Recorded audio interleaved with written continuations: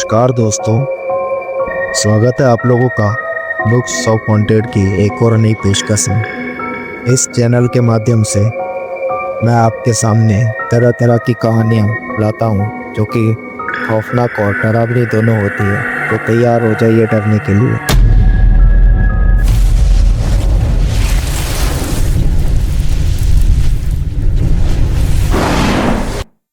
दोस्तों, वैसे तो आपने कई सारे रास्ते देखे होंगे और उन पर ट्रैवल भी किया होगा, पर एक ऐसा रास्ता जहाँ जो जाता वह कभी वापस नहीं आ पाता।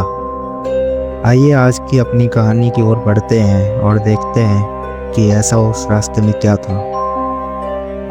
मौत का माइलस्टोन, सच्ची कहानी। दिल्ली से देहरादून की दूरी आमतौर पर 4 से 5 घंटे में पूरी हो जाती है, लेकिन कुछ लोग अब भी पुराने हाईवे नेशनल हाईवे 58 से जाना पसंद करते हैं। सीधा, शांत और सुनसान इस हाईवे पर रात के वक्त ट्रैफिक ना के बराबर होता है। लोग कहते हैं यह रास्ता छोटा है, लेकिन इसमें कुछ तो है जो डराता है।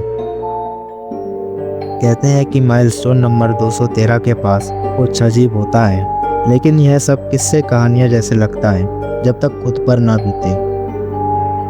राहुल और उसकी मंगेतर नेहा ने सोचा कि दिल्ली की भागदौड़ से दूर देहरादून में वीकेंड बिताया जाए। राहुल ने कार स्टार्ट की और गूगल मैप में सबसे छोटा रास्ता देखा। पुराने हाईवे से जाने पर 1 घंटे की बचत हो रही थी। उसने बिना सोचे समझे वही रास्ता चुना। शाम के 6 बजे दिल्ली से निकले थे। शुरुआत में तो सब ठीक था, सड़कें साफ, ट्रैफिक कम और मौसम सुहाना। नेहा ने म्यूजिक ऑन कर दिया और राहुल ने मुस्कुराते हुए कहा, क्या तुमने कभी किसी हॉन्टेड हाईवे की कहानी सुनी है?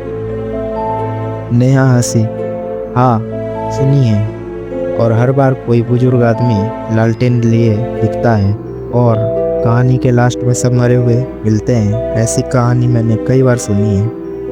दोनों हंसते रहे, लेकिन जैसे जैसे रात गिरने लगी और सड़कें सुनसान होने लगी, राहुल को कुछ बेचैनी सी महसूस होने लगी। सड़क के किनारे पेड़ों की कतारें अंधेरे में काली परछाइयां जैसी लग रही थी। गूगल मैप कह रहा था कि माइलस्टोन नंबर 213 के पास से निकल रहे हैं। तभी नेहा ने धीरे से कहा, तुमने देखा वो आदमी?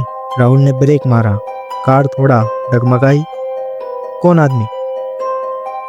वो पीछे की तरफ, वो खड़ा था बिल्कुल सड़क के बीच में, सफेद कपड़ों में। तुमने नहीं देखा? राहुल ने पीछे देखा।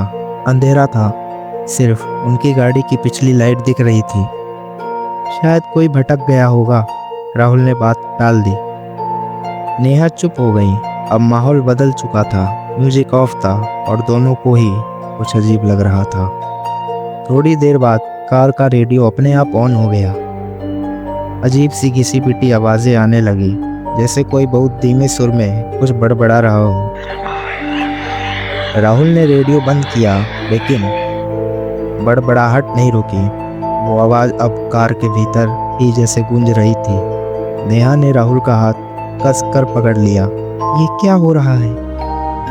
तभी एक जोरदार झटका लगा, कार जैसे किसी चीज से टकरा गई हो। राहुल ने बाहर निकलकर देखा, कुछ भी नहीं था। कार का बोनट ठीक था, सड़क पर कुछ नहीं था, लेकिन नेहा की हालत खराब थी। वो कांप रही थी। हमें यहाँ से निकलना चाहिए, उसने कहा। राहुल ने कार स्टार्ट की। इंजन ने कोई प्रतिक्रिया नहीं दी। उसने दोबारा कोशिश की, तीसरी बार, और कार स्टार्ट हो गई। लेकिन जैसे ही उसने गाड़ी बढ़ाई, सामने एक आदमी खड़ा था, बिल्कुल बीच सड़क पर। सफ़ेद कपड़े, उलझे बाल और चेहरा जैसे धुंधला था। पहचानना मुश्किल था। राहुल ने हॉर्न बजाया, लेकिन वो आदमी हिला तक नहीं। हॉर्न और तेज किया, लेकिन कोई असर नहीं हुआ। अचानक वह आदमी हवा में उड़ता हुआ कार के बोनट पर चढ़ गया और विंडशील्ड से अंदर झांकने लगा। नेहा चीख पड़ी। राहुल ने आंखें बंद कर ली। कुछ सेकंड के लिए सब कुछ थम सा गया। फिर जब उन्होंने दोबारा आंखें खोली तो वो आदमी गायब था। सड़क खाली थी, जैसे कुछ हुआ ही ना हो। ये क्या था? राहुल बड़बड़ाया। नेहा ने कहा, हमें वापस चलना चाहिए। मुझे कुछ ठीक नहीं लग रहा है, बहुत अजीब है सब। लेकिन जब राहुल ने यू टर्न लेने की कोशिश की गूगल मैप ने कुछ और ही दिखाया। अब तक यहाँ से आए थे, वो सड़क ही गायब थी, पीछे सिर्फ काला अंधेरा था। ये नक्शा गड़बड़ा गया है शायद, राहुल ने कहा। लेकिन नेहा ने कहा, नहीं, ये जगह, ये हाईवे, ये वैसा नहीं जैसा होना चाहिए। तभी उन्होंने देखा माइलस्टोन 213 फिर से दिखा, इस बार दाईं ओर। राहुल चौंका, हम तो इससे आगे निकल चुके थे ना। अब वे एक ही जगह गोल गोल घूम रहे थे। हर बार माइलस्टोन 213 उनके सामने आ जाता। हवा भारी हो गई थी, गाड़ी के शीशों पर कुछ हाथों की छाप पड़ रही थी। पीछे की सीट से सरसराहट सुनाई दी। राहुल ने पलट कर देखा, कोई नहीं था। नेहा अब रोने लगी थी। ये सब क्या है, हमें जाने नहीं दे रहे। तभी कार बंद हो गई, इस बार पूरी तरह। मोबाइल नेटवर्क चला गया, बाहर सिर्फ अंधेरा और सन्नाटा था। फिर उन्होंने उसे देखा, वही आदमी, इस बार बिल्कुल पास। उसके होठ हिल रहे थे पर आवाज़ नहीं आ रही थी। फिर वो अचानक गाड़ी के अंदर आ गया। राहुल ने आंखें नीच ली। नेहा चीख पड़ी, लेकिन फिर सब शांत हो गया। बहुत देर तक वे वैसे ही बैठे रहे। कुछ देर बाद एक ट्रक पास से गुजरा और उसके हॉर्न की आवाज़ से राहुल चौंका। उसने देखा, सुबह हो चुकी थी, आसमान हल्का नीला हो गया था। माइलस्टोन 214 पास में था। उन्होंने एक दूसरे की ओर देखा, जैसे कोई भयानक सपना देखा हो उन्होंने। कार फिर से स्टार्ट हो गई, जैसे कुछ हुआ ही नहीं हो। वे देहरादून तक बिना रुके पहुंचे।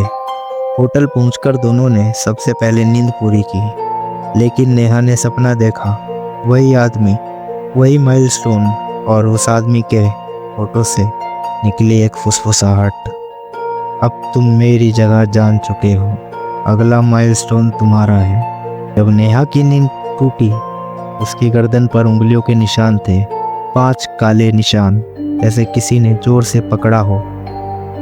राहुल अब भी सो रहा था, लेकिन उसके चेहरे पर डर नहीं, अजीब सी शांति थी। अगले दिन खबर आई, नेशनल हाईवे 58 पर एक कार माइलस्टोन 213 के पास पलटी हुई पाई गई। दोनों लोग अंदर नहीं थे। कार वैसे ही थी जैसे राहुल और नेहा की, लेकिन वो तो होटल में थे, है ना? या शायद